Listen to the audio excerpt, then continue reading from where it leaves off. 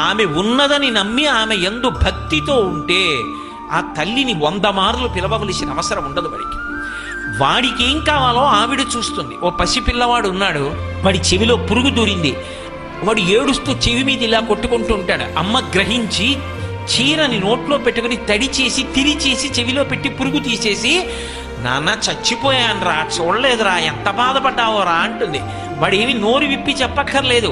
మలమూత్రంబులతో మహాభయముతో మాతృస్తనాపేక్షతో చలమూర్ఖత్వముతో సదాభ్రమతతో చాంచల్య చిత్తంబుతో బరువైనట్టి కపజ్వరగ్రహ మహాబాల్యామయ శ్రేణితో కలనైనంతమ చింతలేక చెడితిన్ కామ్యార్థినై శంకర అంటారు. అటువంటి స్థితిలో ఏదీ నోరు విప్పి చెప్పకపోయినా అన్నీ ఇచ్చి కాపాడిన అమ్మలా ఆ తల్లి యందు భక్తి కలిగి పాత్రత ఉన్నవాడు ఎవడున్నాడో వాడి అవసరాల గురించి వాడు ఆలోచించవలసిన అవసరం ఉండదు.